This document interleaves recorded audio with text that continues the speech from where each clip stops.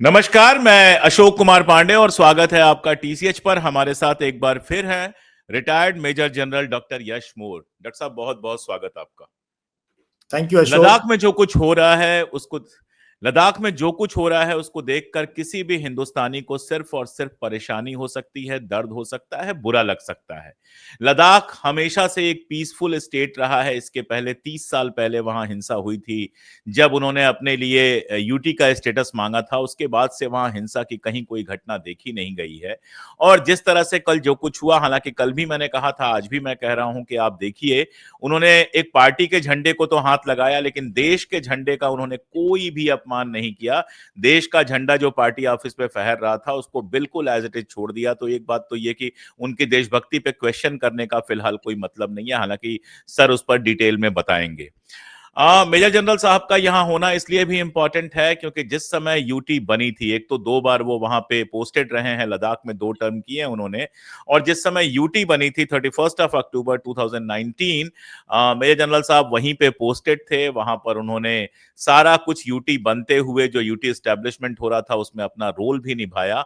और अभी हाल में वो गए हुए थे लद्दाख में, वहां से लगातार अपडेट दे रहे थे, ट्विटर पर हम सब लोगों ने देखा था। इसीलिए मैं क्वेश्चन पूछने की जगह पहला जो चाहता हूं आपका कमेंट, एक लंबा कमेंट चाहता हूं कि जो कुछ वहां पे चल रहा है उसको आप कैसे देखते हैं, उस पर आप क्या कहना चाहेंगे? थैंक यू अशोक जी। हमेशा अच्छा लगता है आपके साथ बातचीत करने का। और मुझे भी। पहली बात तो मैं आपकी बात से पूरा का पूरा सहमत हूँ कि वहां पर उनके लोगों की पेट्रियोटिज्म को क्वेश्चन नहीं कर सकते, किसी की भी, चाहे वो किसी किसी भी पोजीशन पे है, नहीं है पोजीशन पे, तो वो एक अच्छी बात नहीं है किसी के पेट्रियोटिज्म को के ऊपर कमेंट करना। और मैं लद्दाख के नौजवानों के साथ जुड़ा रहा हूँ पहले भी, और बाकी लोगों के साथ भी जो पुराने लीडर हैं, उनके रिम्पोचेज हैं, लामाज हैं, और यूथ यूथ तो हमारे साथ आपको पता ही है कनेक्टेड है किसी ना किसी बिल्कुल। तरीके से। और अभी मैं वहां वर्ल्ड पीस कॉन्फ्रेंस के लिए गया था, 7-8 दिन रहे हम, बहुत लोगों से मिले वहां पे। तो पहली बात तो ये देख के मतलब एक आघात लगा है। सचमुच में ऐसे लगा जैसे किसी ने हमारे गांव में आग लगा दी हो, किसी ने हमारे किसी रिश्तेदार को मार दिया हो। मतलब बहुत ही, मेरे लिए बहुत करुणा का विषय है ये। I have a very heavy heart कि लद्दाख के अंदर गोली चल जाए और गोली में 4-5 लड़के मारे जाएं, 70-80 लोग घायल हो जाएं। ये किसने फायरिंग का इजाजत दी है, फायरिंग क्यों करी है, सबसे पहले हमें इस पे बात करनी चाहिए, इन्वेस्टिगेशन करना चाहिए। और बहुत तरीके होते हैं क्राउड कंट्रोल करने के। और वहां सीआरपीएफ है, लद्दाख पुलिस है, एक डीजीपी लेवल के ऑफिसर है वहां पर, बहुत बहुत ही मेच्योर लेवल की वहां पर लीडरशिप है। तो फायरिंग करने की क्यों नौबत आई? तो क्योंकि फायरिंग का मतलब है, ये अल्टीमेट चीज है कि आप मतलब जो है, तो ये देख के, और कल जब वो वीडियोस आ रहे थे हॉस्पिटल में लोगों को लेके जा रहे थे, बहुत ही दर्दनाक, बहुत ही दुख की बात है ये होना। तो अब वहां के जो इश्यूज ना अशोक जी बहुत कॉम्प्लिकेटेड है, बट बहुत सरल भी हैं, बहुत सरल भी हैं। सिंपल लोग हैं, वो बहुत सिंपल लोग हैं। उनके कोई इतनी बड़ी चौड़ी डिमांड नहीं है कि इतना बड़ा विशालकाय भारत जो है मीट नहीं कर सकता है। एक वहां पर इशू है, अनएम्प्लॉयमेंट का बहुत बड़ा इशू है। अब 5-6 साल हो गए यूटी को बने हुए, और जब ये यूटी बनी थी मैं वहां पे था, जो जुलूस निकले ले में, कारगिल म्यूटेड था, कारगिल वाले लोग म्यूटेड थे। वो इतने इतना उन्होंने हर्ष नहीं शो किया था यूटी बनने में, फ्रैंकली बता रहा हूं। बट ले में, तुरतुक में, बटालिंग में, चांगथांग रीजन में, हर जगह संस्कार में बहुत लोगों ने जुलूस निकाले, मशालें जलाई, और बहुत सेलिब्रेट किया इसको, जो है कि फाइनली उनकी एक डिमांड सोनम पूरी हुई। Sonam was personally celebrating all those things. Sonam खुद वो उसको बहुत सेलिब्रेट ज्यादा, करती थी। सोनम और ये तो यंग लोगों ने तो बहुत सेलिब्रेट किया, क्योंकि एक एक आशा की किरण जागी। कितने साल के स्ट्रगल के बाद हमें यूटी दी, और प्राइम मिनिस्टर की वहां पोजीशन, सेंटर में पार्टी की पोजीशन बहुत हाई लेवल पे थी, लोग जो है। और मैं वहां पर था जब ये यूटी बनी, जब पहले लेफ्टिनेंट गवर्नर की स्वेरिंग इन हुई, हम वहीं बैठे हुए थे हॉल के अंदर सामने फ्रंट रो में। और काफी कुछ, एक डीसी और एक एसपी थे ले में, वहां से एक एलजी, एक डीजीपी, एक चीफ सेक्रेटरी आना, उसमें काफी कुछ, क्योंकि आर्मी का पता ही आपको, वहां पर कोर हेडक्वार्टर है, एक सबेरिया हेडक्वार्टर है जिसका मैं पहला जीओसी था। तो हमने काफी कोऑपरेट किया, और मैंने वो ट्रांजिशन होते हुए देखा वहां पर उसके अंदर। तो लोगों में, यंग में बहुत वो था कि शायद जॉब्स क्रिएट होंगे, शायद अब जो है लाइफ चेंज हो जाएगी हमें। और जो पॉलिटिकल लीडर्स थे they were looking for an opportunity कि now we will have a voice, क्योंकि उनको लगता था जेएंडके में थे तब तक शायद उनको वो, जबकि जेएंडके गवर्नमेंट में हमेशा एक लद्दाख का एमएलए मिनिस्टर रहा है, लेकिन ये था हमेशा। लोगों को कि हमें रिसोर्सेज नहीं मिलते हैं, हमारे को फंड बड़े कम मिलते हैं, वो ग्रीवेंसेस थे अगेंस्ट जेएंडके गवर्नमेंट, जो भी है ठीक है, अब मिल गया। तो शुरू में बहुत अच्छा था, बट धीरे धीरे धीरे ये पूरी की पूरी चीज नैरेटिव जो है एक एंगर में बदल दिया। इसके ऊपर काफी कुछ इंट्रोस्पेक्शन जो है लोगों को करना चाहिए, जिन्होंने प्रॉमिस किया, बहुत कुछ प्रॉमिस किया। 2019 का इलेक्शन देखो, उसके बाद भी ये 6 शेड्यूल देंगे, इतने जॉब्स क्रिएट किए जाएंगे, यहाँ पे एनवायरमेंटल इश्यूज को एड्रेस किया जाएगा, जॉब के इश्यूज को एड्रेस किया जाएगा, यहाँ पे इंफ्रास्ट्रक्चर डेवलपमेंट को इशू किया जाए। इन चीजों पे बहुत चर्चा हुई और लोगों में एक उम्मीद जागी कि प्रॉमिस की गई थी, बट वो प्रॉमिसेस मीट हुई नहीं, you are aware of that. उसके बाद आपको पता है धीरे धीरे वो हर्षोल्लास जो है थोड़ा डैम्पन होना शुरू हुआ, फिर थोड़ा सा जो है वो ऐसा टर्न हो गया, एकदम निराशा में बदलता गया पिछले 1-2 साल से। फिर ये 2-3 अनशन हुए सोनम वांगचुक द्वारा किए गए, और लोग जुड़े उसमें, और फिर इन्होंने पदयात्रा करी। इमेजिन करो, आपने लेह से दिल्ली लोगों को पैदल लेके आए, फिर बात करी दिल्ली में आके, रास्ते में कर सकते थे, लेह में ही कर सकते थे, पांग में कर सकते थे, जब हिमाचल में आए पैदल आए लोग। अभी तक सारा का सारा मूवमेंट जो है ये गांधीयन प्रिंसिपल से चलता रहा, इसमें कोई शक नहीं है। ये क्या हुआ, इस पे इन्वेस्टिगेशन करना है, you and me really can't comment की सिचुएशन कैसे हाथ से गई, but it was entirely this. दूसरा वहां पे जॉब्स का इशू है। लोगों ने अशोक टैक्सीज के लिए, क्योंकि टूरिस्ट सीजन इस साल मर गया, टूरिस्ट सीजन वहां पहले पहलगाम हो गया तो लोगों ने आना बंद कर दिया, क्योंकि रूट है कश्मीर से लोग लद्दाख आते हैं और फिर हिमाचल से वापस चले आते हैं, या वहां से आते हैं लद्दाख घूमते हुए कश्मीर आ जाते हैं, तो बहुत बड़ा टूरिस्ट। बाइकर्स के रूट आपने बताया, जो बाइकर्स रूट है, लकीली मैं भी गया हूं। यहां हाँ, से आप श्रीनगर जाते हो, फिर वहां से लद्दाख जाते हो, फिर आप बाइकर्स भी, हिमाचल होते हुए वापस आते हो। एसयूवीज, बसेस, पूछो मत। तो वो पूरा का पूरा टूरिस्ट सीजन पहलगाम के बलि चढ़ गया, नहीं हुआ।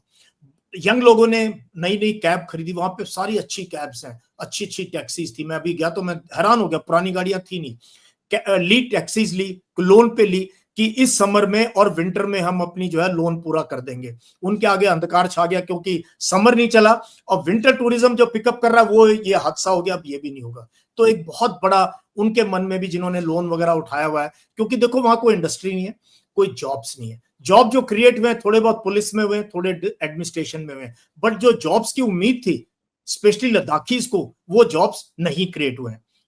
तीसरा इशू है वहां पे एनवायरमेंटल इशू है। आपको पता है हिमालय बहुत फ्रेजाइल है, माउंटेन्स, वहां का फ्लोरा फौना, वहां का अगर हम ब्लैक नेक क्रेन ले लें या स्नो लेपर्ड ले लें, या वो अपने आप में ही एंडेंजर्ड स्पेशीज हो रखे हैं, और वहां के लोग बहुत ज्यादा सेंसिटिव हैं इस चीज के।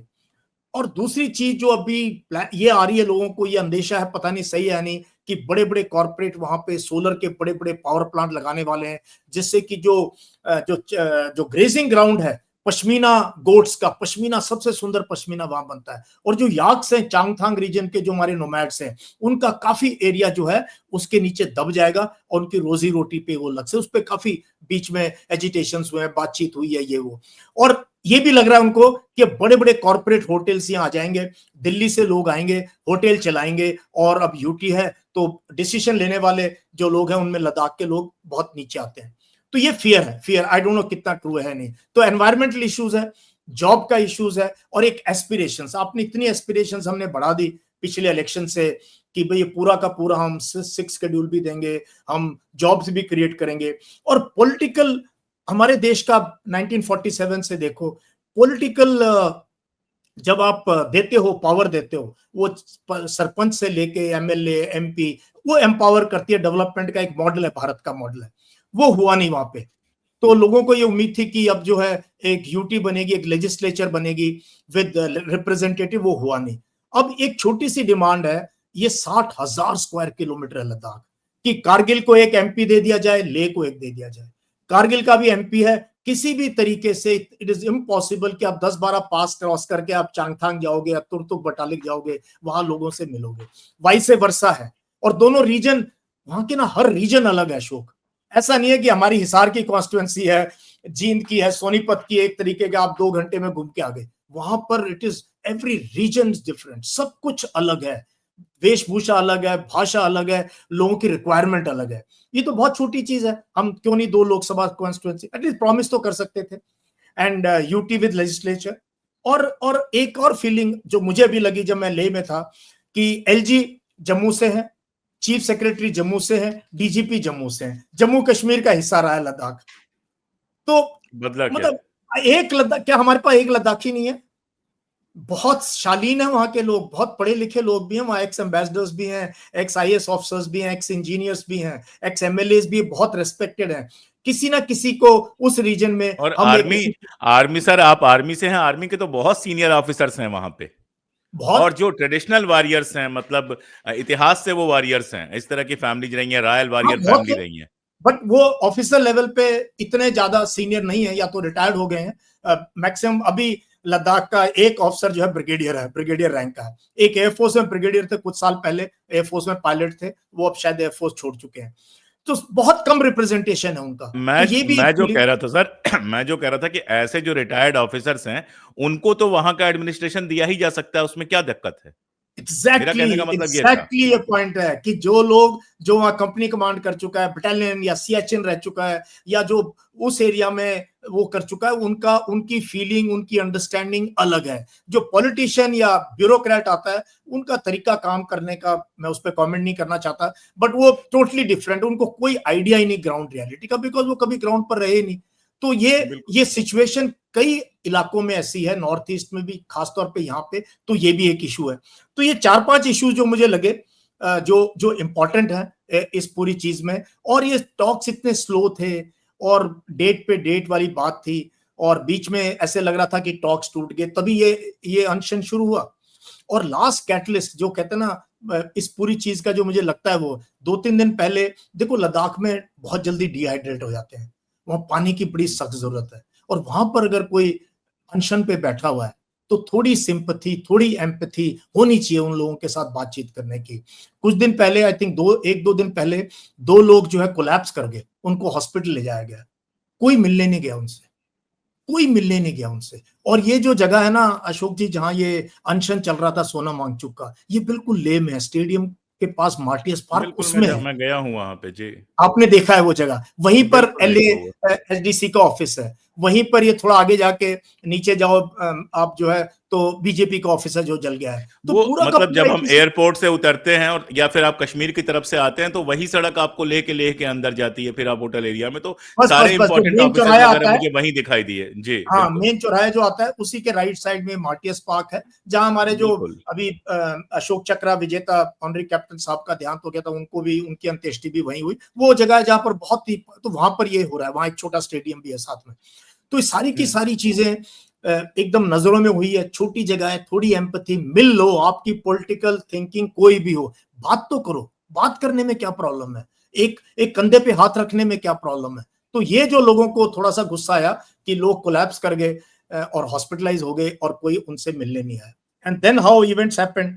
सो it's I think leadership failure all around, all around. ये सर पूरी दुनिया का इतिहास है कि आप देखिए, जब भी नॉन वायलेंट कोई मूवमेंट होता है, अगर उसको आप बातचीत से सॉल्व नहीं करेंगे, अगर लोगों में ये भरोसा नहीं डालेंगे कि नॉन वायलेंस तरीके से, डेमोक्रेटिक तरीके से या फिर लीगल तरीके से आपने डिमांड की है, और हम उस पे, ऐसा नहीं है कि आपके बात करने का मतलब आप अगले दिन पूरा कर देंगे, आप बैठते हैं, आश्वासन देते हैं, कुछ अपनी मजबूरियां बताते हैं, कुछ वो बताते हैं, तो जिसको हम कहते हैं कि एक दोस्ताना माहौल बनता है जिसमें हम एक दूसरे के ऊपर भरोसा कर पाते हैं, तो ये तो किया ही जा सकता था।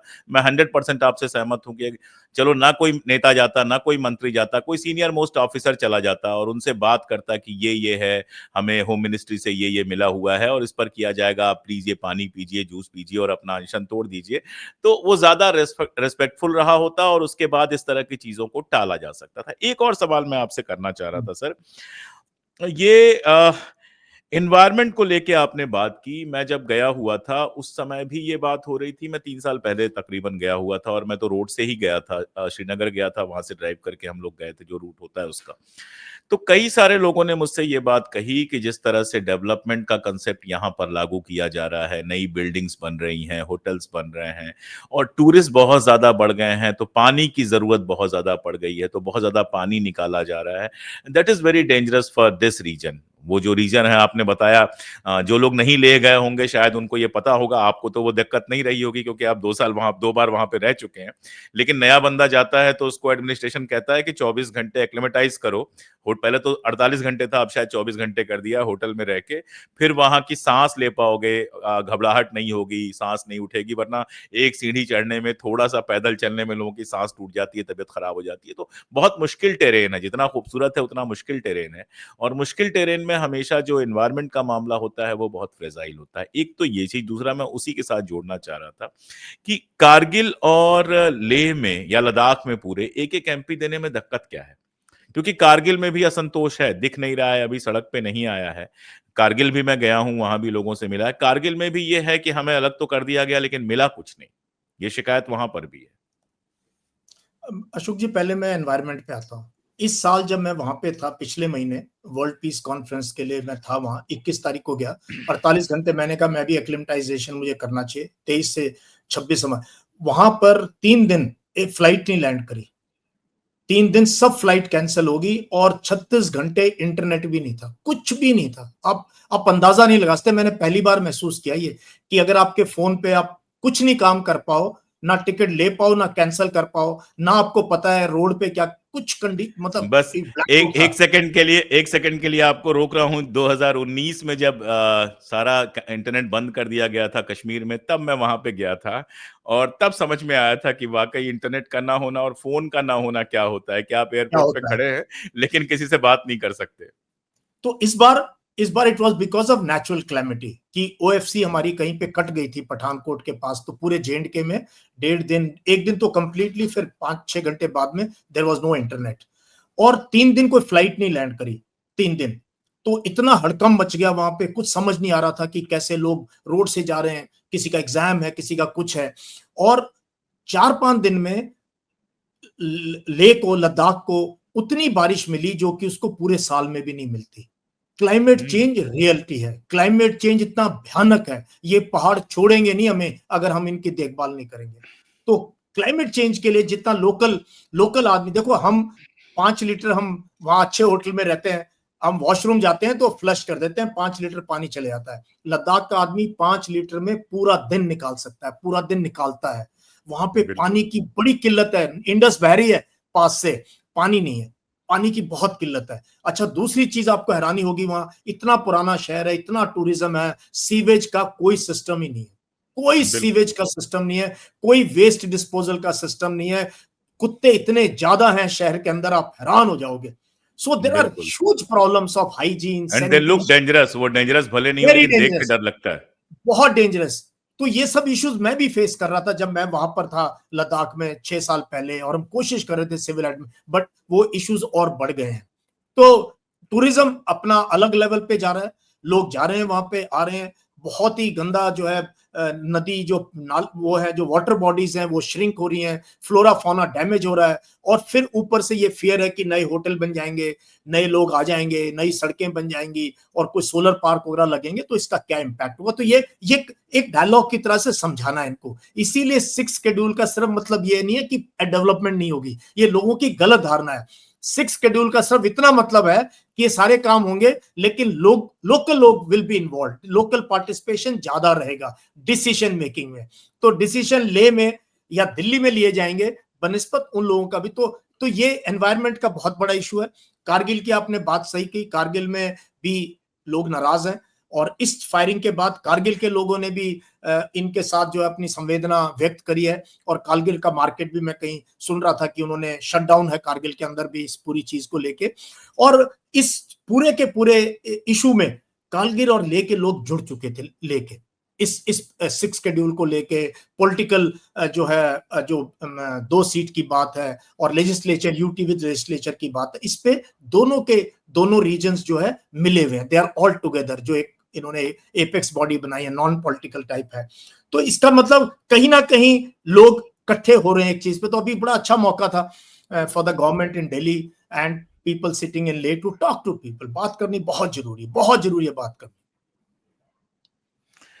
एक आखिरी सवाल, चाइना का मामला हमेशा उठता है। चाइना चूंकि बाउंड्री लगती है, कई बार आरोप लगे कि चाइना ने जमीनें कब्जा की हैं। अभी जो वीडियो आया था इनका सोनम वांगचुक का, उसमें भी उन्होंने ये बात कही कि चाइना हमारी जमीन कब्जा कर रहा है। पहले भी कई बार कह चुके हैं, वहां के एमपी ने भी ये बात कही है।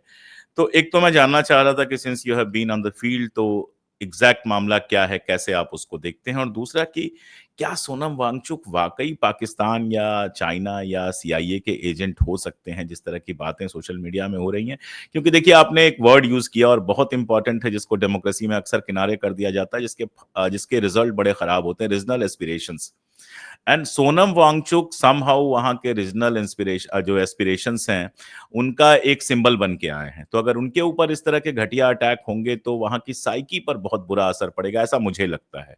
आप कैसे देखते हैं, मैं आपसे जानना चाह रहा था। नहीं, ये सेकंड क्वेश्चन को पहले लेता हूं मैं। देखो, सोनम वांगचुक जो है एक कम्युनिटी लीडर है, और मैं अपने या आप अपने पीछे मुड़ के देखो, पिछले जब से हम कॉलेज से यहाँ तक आए हैं, बहुत कम लोग हैं जिन्होंने सोशल रिफॉर्म्स लेके आए अपनी सोसाइटी में, एजुकेशन को लेके या बाकी चीजों को लेके। तो उनको वो जो उनका his face of entire Ladakh, और किसी को नहीं जानती दुनिया, पूरे दुनिया में हिज फेमस। और मैगसेसे अवार्ड तो बहुत छोटी चीज है। 2019 में उनका जो सेकमॉल स्कूल है, उसके अंदर 30 इयर्स ऑफ सेकमॉल हुआ था। तब मैं इनको पहली बार मिला तो मुझे पता लगा he is an engineer from NIT Srinagar. तो गवर्नमेंट जॉब लेते तो आज एक्सीएन लेवल पे, तभी तो वो फिल्म बनी थी, आमिर खान ने फिल्म बनाई थी, वो इन्हीं के कैरेक्टर से तो थी, इन्हीं के कैरेक्टर के ऊपर।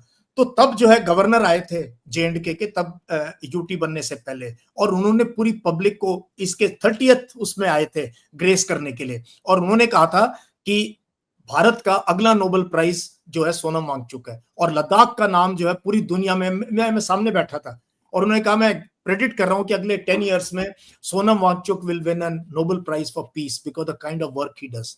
उसके अलावा ही साइंटिफिक टेम्पर, उसने जो बिल्डिंग डिजाइन करी है, मैंने वो बिल्डिंग देखी है जो उसने डिजाइन करी है, लोकल मटेरियल को यूज करके, लोकल सनलाइट को यूज करके। बाहर -30 है, अंदर 18 डिग्री टेम्परेचर, बुखारी यूज कर ही, मतलब इमेजिन करो अगर सब लोग वैसी बिल्डिंग बनाने लग जाएं, आर्मी, एयरफोर्स, गवर्नमेंट की, तो we will save crores of rupees in burning diesel and बुखारीज एंड कोयला वगैरह। कोयला तो नहीं आता, बुखारी बहुत जलती है डीजल की, और जनरेटर चलते हैं, हीटर चलते हैं, वो सब बंद हो जाएंगे and we will save money and will save the environment. तो इज अ ट्रू एनवायरमेंटलिस्ट। पानी के लिए उन्होंने ये आइस स्तूपास बनाने शुरू करे कि विंटर में उनको सेव कर लो पानी को, आइस के स्तूपा, किसी ने सोचा नहीं था। उन्होंने कहां से लद्दाख का बर्फ का पानी वो ऑक्सफोर्ड और हार्वर्ड यूनिवर्सिटी वगैरह लेके गए। तो his, I think anyone who targets community leaders with, वो तो टोटल इंडियन है, प्रो इंडियन है, हर चीज में इंडियन। उसकी कौन सी अच्छी हिंदी बोलता है, अच्छी लद्दाखी बोलता है, अच्छी हिंदुस्तानी इंग्लिश, कमाल की। And so inspiring. इनफैक्ट जिस प्रकार से उन्होंने स्कूल शिक्षा का काम किया है, अगर बाकी स्टेट कॉपी करें तो बहुत से बच्चे जो 9th 10th वगैरह में पढ़ाई से जो है मायूस हो जाते हैं, उनके लिए वोकेशनल ट्रेनिंग का it can be an amazing model for development of vocational training in young people across India. Because मैंने देखा तो ये मुसीबत हरियाणा में भी है, बिहार में भी है, राजस्थान में। यंग लोग स्कूल से निकल जाते हैं 9वीं 10वीं के बाद, पढ़ाई में मन नहीं लगता है, वो क्या करते हैं? कुछ नहीं। So I will never, इस टाइप की चीज को immediately we must nip in the bud, and government also should not encourage anyone who's tried to target, because ऐसे करके ना आप पूरा narrative change करने की कोशिश। If there is something, फिर यू हैव पुलिस, आप इन्वेस्टिगेट करो अगर आपको लगता है कोई कहीं पर वो है। But public attack on people who take up these issues of environment, of jobs, of political opportunities and all should not be। तो ये बात है। दूसरा क्या था आपका? मैं भूल गया। चाइना को लेके। देखो, चाइना को लेके अभी हमारे रिश्ते सुधर रहे हैं। हमने डिसएंगेजमेंट किया, फिर डी एस्केलेट किया, अभी डी इंडक्शन होने वाला। 3 अलग अलग चीजें हैं।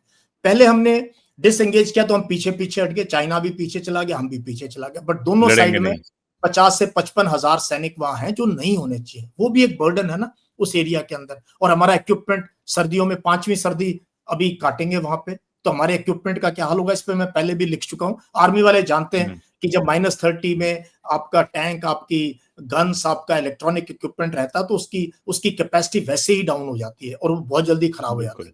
जवान रह रहे हैं उसमें, आपको पता है वहां मौसम कितना खराब है।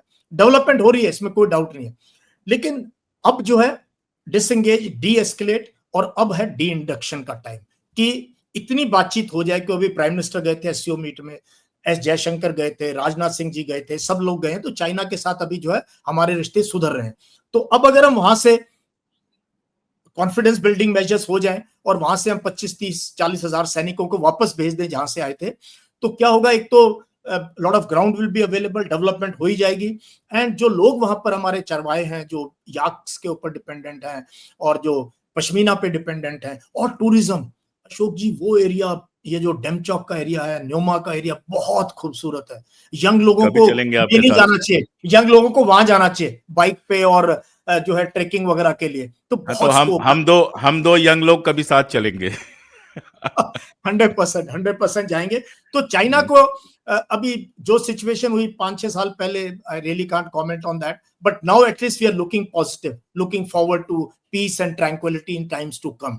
तो अब मौका है, उसको यूटिलाइज करें, और ये बड़े गलत टाइम पे हुआ है। It will send a wrong message to both the neighbouring countries, क्योंकि लद्दाख सेंसिटिव है, एक तरफ पाकिस्तान है कारगिल की तरफ, एक तरफ ये है। और last word before we finish, जितनी लड़ाई हुई है अशोक जी, 47, 48, 65, 99, सियाचिन ग्लेशियर का बैटल, ये गलवान 2020, कौन लोग साथ खड़े रहे फौज के? लद्दाखी। बिल्कुल, बहुत टफ लोग हैं, बिल्कुल, बहुत टफ लोग हैं। तो और जैसे हरियाणा पंजाब वगैरह में हाल है कि गांव के बच्चे ही फौज में हैं, तो ये ना हो कि ये जो यूथ इस फायरिंग वगैरह में चोट खाए हैं, उनके परिवार में हो सकता है कोई लद्दाख स्काउट्स के सिपाही भी हों। और लद्दाख स्काउट्स हमारी एक बहुत जबरदस्त इन्फेंट्री रेजिमेंट, उसको इन्फेंट्री रेजिमेंट बनाया 99 के बाद, because of the outstanding work they did in the Kargil war, because they can climb anywhere. बहुत टफ लोग हैं ये। तो ये भी सोचना चाहिए कि इस रीजन का कंट्रीब्यूशन क्या है नेशनल सिक्योरिटी में। तो we must trust them, faith and trust, mutual faith and trust करो अपने लोगों पे। People will never let down this nation. जिसको हम लोग हिंदी में कहते हैं शब्द युग्म, दो शब्द मिला के जो बोला जाता है, मेजर जनरल साहब ने दो शब्द दिए, पीस एंड ट्रंक्विलिटी, बॉर्डर पर भी और बॉर्डर के अंदर भी, अपने लोगों के साथ भी और पड़ोसी के साथ भी। ये किसी भी देश के लिए शांति से जीने का बहुत जरूरी है। और दूसरा जो आपने लास्ट में यूज किया, faith and trust, faith and trust. हम किसी को भी इसलिए कि वो आवाज उठा रहा है चाइना और पाकिस्तान और अमेरिका के पाले में जो फेंकना शुरू कर देते हैं, दरअसल खुद को कमजोर कर रहे होते हैं।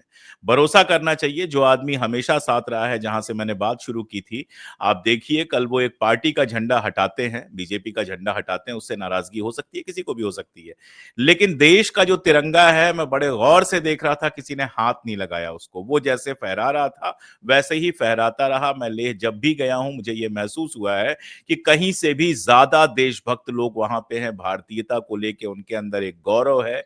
गांव-गांव में आर्मी में लोग रहे हैं, सीआरपीएफ में रहे हैं, दूसरे बटालियंस में रहे हैं, अपना किस्से सुनाते हैं। मैं अभी आपको बताऊं सर कि मैं गया हुआ था नेपाल, और नेपाल में मैंने एक राइड ली थी, वो जो गंडोला टाइप की राइड होती है। तो मेरे साथ 3 लेडीज बैठी हुई थी, और वो लद्दाख से थी, जिनके हस्बैंड जिंदगी भर जो है आर्मी में रहे थे, और अब वो श्रीलंका घूमने आए हुए थे। और जिस तरह से वो बात कर रहे थे, हमसे आपसे कम नहीं, हमसे आपके ज्यादा नहीं, हमारे आपकी तरह ही हिंदुस्तानी है, ये चीज हमको समझनी पड़ेगी। और मैं सर की तरह ही, सर ने आज लद्दाख वाली ही टी शर्ट पहनी है, तो लद्दाख के लोगों को भी ये भरोसा दिलाना चाहता हूं कि 200-400 लोग अगर गालियां दे रहे हो तो वो हिंदुस्तान नहीं है। हम सब आपसे बहुत मोहब्बत करते हैं, और सरकार से भी यही कहना चाहता हूं कि हर समय अड़ना जरूरी नहीं होता है। आप जाइए, आपके ही लोग हैं, उनसे बात कीजिए, और जो कल हुआ वो हुआ, ऐसी घटना दोबारा ना हो, इसको सुनिश्चित करने के लिए जरूरी है कि रीजनल एस्पिरेशंस को ध्यान में रखिए। वो किसी नेशन बिल्डिंग के लिए बहुत इंपॉर्टेंट फैक्टर होता है। ये वीडियो आप हमारे और डॉक्टर साहब दोनों के चैनल्स पर देख रहे हैं, अपनी राय दीजिए और देखते रहिए। बहुत शुक्रिया सर, बहुत शुक्रिया सर आने के लिए। थैंक यू एंड जुले। बहुत शुक्रिया, बहुत शुक्रिया। जुले, या आई कैन रिमेम्बर।